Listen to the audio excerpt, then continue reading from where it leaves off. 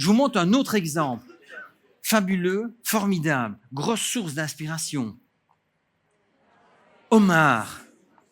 Alors évidemment, comme toute personne qui commence à être exposée, certains adorent la détester, donc il y a des controverses. Moi, je n'ai pas suivi. De toute façon, il y a des controverses sur toutes les personnes dont je vous ai parlé. Hein. Et on a eu l'exemple avec Frédéric, merci d'avoir amené le point vite. Moi, je ne les défends pas et je n'ai pas la prétention de dire qu'elles sont parfaites. Rappelez-vous, je suis criminologue, je me casse de l'administration. Très clairement, après 3 mois, j'ai vite compris que je ne savais pas ce que c'était une entreprise, que je ne savais pas faire une facture, ni même un devis ou calculer des prix. Pardon ? Oui, c'est embêtant quand on ne sait pas faire de facture et que dit ah bon, ok. Et donc je me suis dit rapidement, il va falloir que je m'équipe quoi. Et j'ai fait bêtement ce qu'un criminologue ferait, ce qui est très con parce que rétrospectivement, il y avait sans doute 2 manœuvres beaucoup plus stratégiques, mais c'était ma naïveté à moi. Je me suis dit mais comment les autres ont fait alors ? Ils sont passés par où ? Est-ce qu'ils ont vécu les mêmes trucs ? Oui, non. Et ils ont développé quel mode opératoire pour y arriver. Et j'ai trouvé ce que je vous partage aujourd'hui, véridique. Ça peut vous paraître naïf, tant mieux, c'est le poids d'ici. Moi, je mise tout là-dessus. Le reste, c'est pas ma came. Et donc, Omar Sy, quand il arrive et qu'il est contesté à un moment, peu importe, mais qu'on lui demande, Omar, vous avez quand même réussi un truc hors norme. C'est sûr qu'un black de banlieue qui se dit, quand même essayer de faire ma place à la télévision française et puis dans le cinéma, c'est pas gagné d'avance. Hein. On se dit les choses, quoi. Bon. C'est comme les Belges qui disent on va monter à Paris pour faire carrière, Virginie Efira, tout cela, mais Benoît Poulvord, il est trop barré, lui, de toute façon, il ferait carrière n'importe où. Mais donc, Omar Sy, dans une interview de manière extrêmement précise, quand on l'interroge sur le fond, et donc qu'on passe les questions un peu superficielles, est-ce que vous êtes content d'être là ? C'est quoi votre vie à Los Angeles ? Peu importe. Quand on arrive sur les motivations fondamentales, sur ce qui nous intéresse ici, les clés d'état d'esprit, de comportement, on lui dit, qu'est-ce qui fait, moi je voudrais savoir, Omar, ce qui fait que vous êtes accroché, parce que ça n'a pas dû être facile tous les jours. Ah ben non, évidemment, ok. C'est quoi qui fait que vous avez tenu bon et gardé le cap ? Il dit 2 choses qui sont à la fois, un, pour notre naïveté de maintenant et pour notre plan d'action juste derrière. Premier truc, il dit, depuis que je suis petit, il y a une citation de Mohamed Ali qui me porte. Impossible is temporary. C'est plié. Bon, si vous ne parlez pas anglais, traduction simultanée, je peux vous le faire. L'impossible est temporaire. Alors, certains, peut-être, probablement pas parmi vous, puisque vous avez la dose d'enthousiasme suffisante, mais parfois je rencontre des gens qui disent « ouais, c'est quand même un peu léger, quoi ». Comment imaginer que vous avez des gens qui se disent un jour « on va taper un marathon à moins de 2 heures ». Vous avez vu ça, hein ? Il y a un gars qui a tapé un marathon à moins de 2 heures. Moi, j'ai couru il y a 3 semaines mon 3e semi-marathon à Nivelles en Belgique en 2h12. Et l'autre gars là, ah merci. il y a 13 ans de ça, je pesais 99,8 kilos sur la balance. C'était pas du tout mon poids, j'ai plutôt cette allure-là moi normalement. Mais bon, bref, des faits de vie font qu'à un moment, ça avait perché. Et je ne savais absolument pas comment sortir de ce corps dont j'étais devenu prisonnier. Peu importe. À un moment, moi, je me suis dit, 3 chiffres sans virgule là, non, quoi. Ah non. Tant qu'il y a une virgule, on peut encore... C'est comme dans vos classements, là, il y a toujours le 1 499 499, virgule 99. Ça, c'est le truc qui vous emmerde, parce que vous vous dites, oh merde, je suis à 98, on pourrait quand même dire que ça marche. Mais moi, non, là, je m'étais dit, ah non, 99,8, non, quoi. Là, 3 chiffres sans virgule, c'est pas possible, quoi. Et donc, moi, j'ai couru, c'était un de mes sommets à moi, c'était de me dire, je vais courir mon 3e semi-marathon. Et vous avez, à un moment, un gars qui s'est levé avec la même naïveté que moi, qui, moi, était de dire, on va juste essayer d'avoir les 3 mêmes règles de conduite que pour les premiers. Mes 2 premiers semis, et le marathon, d'ailleurs, que j'ai couru à Lyon en 2019, j'avais la même règle de conduite. Finir, ça peut être con, hein, mais au moins passer la ligne d'arrivée, quoi. En bon état. Mais rigolez pas, avec le métier que je fais, je me pète une cale comme Françoise, je suis mort. Hein. Je ne sais plus monter dans le train, je ne sais plus prendre l'avion. Je ne vous parle pas de Ken. Ça, c'est trop loin, On efface. On enlèvera ça. On ne peut pas. Mais non, mais donc c'était finir en bon état, sans avoir marché une seconde. Voilà, c'était mon défi à moi. Et donc ici, j'ai couru, on était 6 ans plus tard par rapport au premier, donc j'ai 6 ans de plus et j'ai mis 8 minutes de moins. Ça, c'était mon truc à moi du yaya en plus, quoi. Ma naïveté a fait que je me suis remis ce défi-là et que je suis allé au bout. Impossible is temporary. Vous m'auriez dit, bah, tu peux le faire en moins de 2,15. J'aurais dit, ouais. Pose toujours. Voilà. Moi, j'ai réussi et je suis sûr qu'en disant ça, je ne le fais pas pour vous raconter mon histoire, mais parce que vous vous dites, ben oui, mais semi-marathon, moi je le fais tous les matins pour aller bosser, parce que c'est peut-être votre facilité. Mais si vous me suivez depuis le début, vous vous dites, dans mes enjeux à moi, j'ai fait la même chose que le gars là. J'ai traversé ces mêmes moments où je pensais peut-être que ça allait pas aller ou que ça allait être difficile, mais je me suis dit, j'ai la naïveté de croire que peut-être ça peut marcher. Deuxième moment fort chez Omar Sy, même interview, hein. Il dit 2 trucs m'ont porté, impossible is temporary. Deuxième chose, JJG. Voilà. Qui c'est qui a dit? Une fan? Un petit peu, hein? Prénom? Fanny? Ok, Fanny. Peut-être elle va chanter un peu. On ne sait pas. Attends, chocolat? Ouais, j'ai ça. Bah oui, ça, c'est sûr. Les Fanny qui aiment Jean-Jacques Goldman, ça c'est sûr, c'est chocolat. Hein. Ouais, et criminologue ici, je vous avais dit, hein? Voilà. Jean-Jacques Goldman. Fanny, tu chantes un peu ou pas? Bon. J'ai eu la naïveté de croire que peut-être, mais elle pas encore. Jean-Jacques Goldman, c'est ta chance. Omar Sy a dit, à chaque moment de désespoir, j'ai écouté cette chanson-là, je l'écoute toujours, et j'ai l'impression que Jean-Jacques l'a écrite pour moi. Qu'est-ce qu'il dit, Jean-Jacques? C'est ta chance, le cadeau de ta naissance. Il y a tant de rêves. Et je savais, il y en a toujours, qui naissent d'une vraie souffrance. Ah, mais ça, c'est une autre, hein. Ça, c'est une autre, hein. Qui pique? Chocolat? Prénom? Diane. Il y a tant de rêves qui naissent d'une vraie souffrance, qui te lancent et te soutient. Alors, je ne sais pas qui est votre Jean-Jacques Goldman. Moi, c'est plutôt Metallica, mais j'aime aussi beaucoup Jean-Jacques Goldman, que j'ai vu plusieurs fois en concert. Omar Sy a eu la naïveté de s'accrocher à une chanson d'un gars qui ne le connaissait pas. Mais il a dit, ces paroles-là, c'était pour moi. Vous avez tous des sources d'inspiration, quelles qu'elles soient. Les lâchez jamais, peu importe ce qu'on vous dit. Peu importe si Metallica ne plaît pas, ma chère Azane. Je le garderai quand même. Nous avons 6 caractéristiques essentielles. Quoi que vous fassiez faire, c'est des principes directeurs. Et je vous avais dit, je n'ai pas la prétention de vous apprendre quoi que ce soit. Vous le savez. Mais si vous combinez ces 6 leviers-là, vous pouvez devenir inarrêtable. Parce que la bonne nouvelle, mais vous le savez déjà, c'est que ça, c'est des attributs qui sont plus et qui nous appartiennent. Et c'est un métier, hein? Bon, merci. Je vous mets le slide d'avant pour ceux qui veulent faire la photo. Jean-Max l'avait dit, c'est humain. J'en ai reparlé parce que c'est Bruno qui a dit Jean-Max, il dit souvent c'est humain. Donc dans les loges, j'en parle, c'est vrai que tu dis souvent ça. Il dit, ben oui, moi j'aime l'humain à la fois pour ses forces et aussi pour ses limites. Vous n'avez pas dit faiblesse. Très bien, il y a une limite.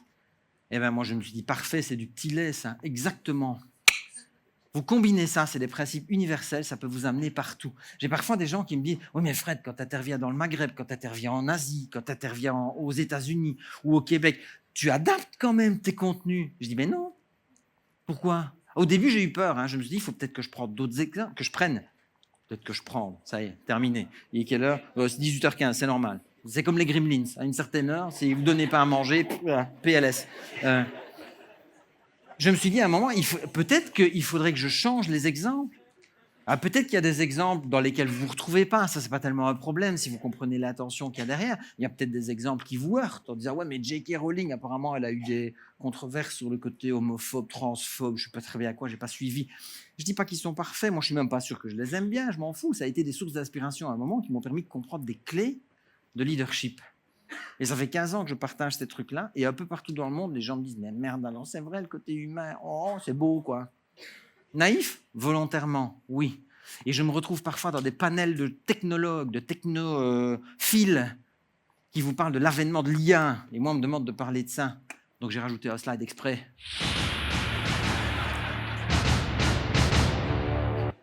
Je suis un grand fan de Terminator, surtout le 2, hein. 1 et 2, terrible. Après, c'est le déclin total, mais bon, peu importe. C'est un autre sujet, j'en parlerai avec les cinéphiles. Ce soir, c'est mon choix, effectivement. Une machine ne peut pas combiner ces 6 ingrédients-là. La machine, elle compte, elle mémorise et elle répète plus vite que nous. C'est clair, on est déjà dépassé. Peut-être même, comme certains disent, elle apprend plus vite que nous. Possible. Mais il y a 3 trucs qu'elle ne fait pas ou qu'elle ne fait pas pour de vrai. 1, c'est l'imagination. Ça, c'est propre à l'être humain.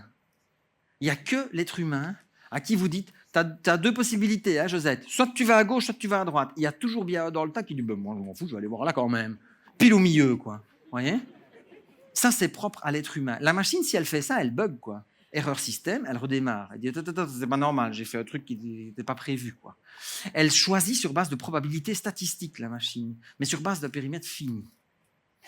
Deuxième chose que la machine ne fera pas, c'est les émotions. Elle peut faire semblant qu'elle les comprend, mais les ressentir, en tout cas pas pour le moment. Je ne prends pas de risque en disant, là aujourd'hui, la machine, ressentir les émotions, elle ne les a pas. Donc si vous, quand vous allez avec un de vos consultants, avec un de vos parents, vous dites, oh ça va pas toi aujourd'hui, oh si, je t'assure, ça va. Non, il y a un truc qui ne va pas, tu veux qu'on en parle?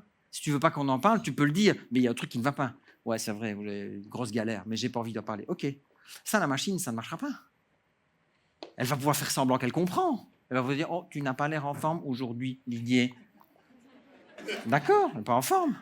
Mais après, si vous lui dites, si, ça va, elle va finir par dire, ok, ça va. Quoi. Et troisième chose que la machine ne fait pas, c'est le relationnel. Créer une connexion. Alors, connexion Internet, oui, mais créer une connexion avec vous, vraie, forte, fondée, pas sûr. Donc, on a encore du temps devant nous, en tant qu'espèce et en tant qu'humanité. Je dois conclure ? Merci. Je vous donne les questions sur le sens. Si certains veulent un plan d'action plus détaillé, je le fais après volontiers, vous venez me trouver. Les 3 questions à vous poser sur le sens, les voilà. La première, peut-être certains d'entre vous se disent, pourquoi faire tout ça? Il y en a peut-être qui se cherchent encore un tout petit peu, qui disent, ok, moi je veux bien, c'est pas une JD, hein, mais imaginons, en JD, vous avez peut-être des gens qui disent, ouais, mais ok, pourquoi je vais y aller, moi, dans leur truc, je suis pas très sûr. Paulo Coelho, vous voyez, l'écrivain brésilien, auteur de L'Alchimiste, Pèlerin de Compostelle, etc., a une phrase, du feu de Dieu. Je vous la laisse lire. Là, d'accord? Vous dites ça, tout est dit. Et c'est mon impossible is temporary à moi, quoi. À chaque fois, je dis, putain, des fois, tu te fous dans des trucs. Ben oui, je préfère ça que mourir à petit feu, comme c'était le cas à l'administration. Deuxième question, qu'est-ce que vous gagnez? C'est une question légitime. Alors, je ne vous parle pas des rémunérations, des machins, tout ça, moi. Hein. Qu'est-ce que vous gagnez? Eh bien, vous gagnez, comme Laurence a dit, en premier lieu, pour certaines d'entre vous, Laurence, elle vous a dit quoi? Ça, c'est le slide moche de la fin de conférence. Hein. Comme J.K. Rowling ou comme Oprah Winfrey, Laurence, elle vous a dit quoi? On parle des ancrages profonds de motivation ici, hein, de ce qui donne du sens. Alors oui, il y a la quête de liberté, ça c'est la manière dont c'est verbalisé. Mais elle vous a dit quoi? Elle vous a dit... Vous avez bien retenu, dites non? Juste avant, elle vous a dit, moi je voulais me rendre utile, moi je voulais la liberté, ça c'est la destination. Le moyen pour y arriver, donc la signification qu'elle a donnée, c'est les valeurs du groupe résonnent. Vous avez des personnes qui se mobilisent parce que ça vibre, ça correspond à qui elles sont. C'est la définition du sens égale signification, la raison d'être. Les personnes que vous arrivez à motiver parce qu'elles se disent « c'est aligné avec qui je suis », C'est la première définition du sens, la raison d'être, c'est ce que Laurence a dit, ça résonne.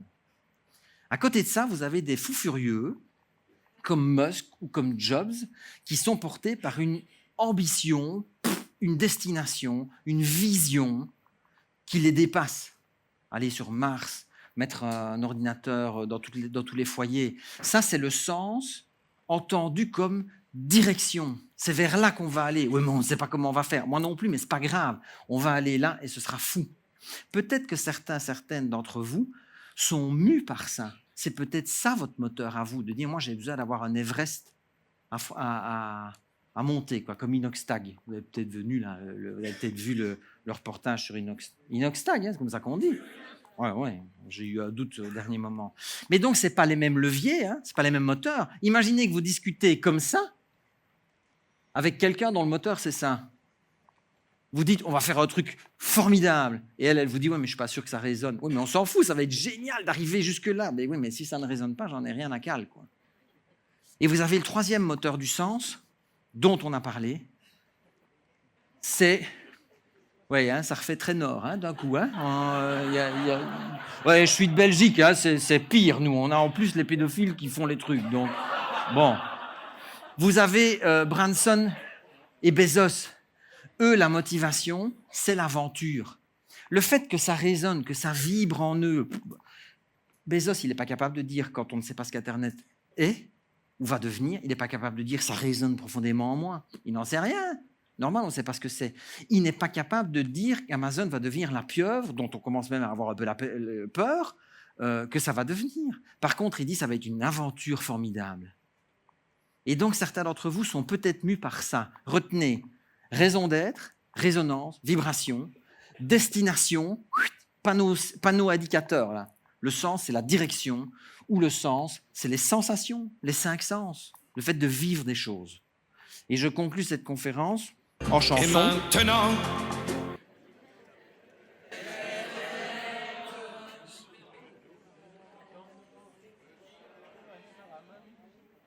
eh ben, je vous montre mon héros à moi.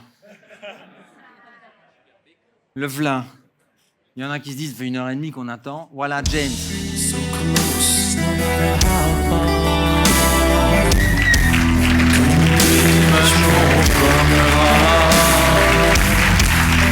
Forever trusting you are. And nothing else matters.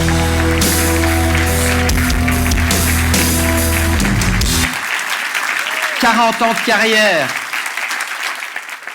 40 ans de carrière. Photo prise en 2021 au Chase Center à San Francisco, la 17 ou 18e fois que je les voyais. Il y a des furieux qui les ont vus 65 fois. Hein. Donc, je ne suis pas du tout, enfin, si peut-être à vos yeux, mais je ne suis pas du tout le hardcore. James Hetfield, quand on dit, mais qu'est-ce qui fait qu'à 60 piges, vous êtes toujours à jouer comme des furieux, là, à travers l'histoire. Il vient d'être nommé par Forbes, le plus grand groupe de heavy metal de toute l'histoire. C'est démontré. Ils arrivent devant Black Sabbath et ils arrivent devant Iron Maiden, qui sont des références de ouf aussi. Qu'est-ce qui fait qu'ils tiennent la route? Qu'est-ce qui fait que moi j'ai un deuxième Impossible is Temporary? Exactement. Et James, quand on lui demande en interview, mais qu'est-ce qui fait que vous y allez, que vous y allez, que vous y allez encore? La passion, pour moi, c'est trop vague. Parce que je vous dis, c'est comme la motivation. Des fois, elle fout le camp et je me lève le matin en me disant, merde, par contre, ça, j'ai pu m'y accrocher. Rêver grand, venir vous voir aujourd'hui, ça fait partie de mon rêve grand, quoi. Va à Montpellier, va voir des gens que tu ne connais pas et sur un malentendu, vous allez passer peut-être un bon moment ou ils vont retenir un truc. Ça va peut-être allumer une lumière. Pas chez tout le monde. Il y en a qui vont dire c'était trop long, il parle trop vite, il parle pas assez vite, il a l'accent belge. Peu importe. Mais si certaines d'entre vous, vous attrapez un des trucs que j'ai racontés, c'est exactement ce qu'il y a là-dedans. La conférence parfaite, je ne cours même plus après. C'est pas possible. Par contre, me dire s'ils retiennent quelque chose, s'il y a un truc qui s'allume, alors j'ai bien fait de me lever le matin. Pourquoi? Parce qu'on ne devient pas leader dans la facilité. C'est moi. Tu peux laisser le son où il était, Stéphane, merci. Ça va monter tout seul. On ne devient pas leader dans la facilité. À un moment, les victoires d'étape que vous retenez, c'est celles où ce n'était pas gagné d'avance. Quand ça a été trop facile, les gagnants à la loterie, on sort balèque et on les retient pas longtemps.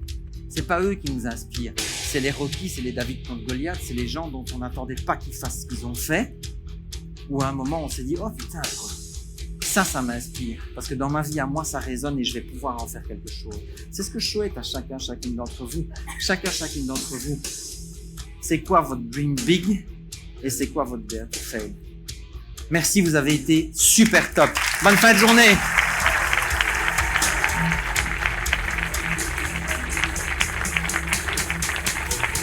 Frédéric Colandogno. Faites du bruit, Frédéric.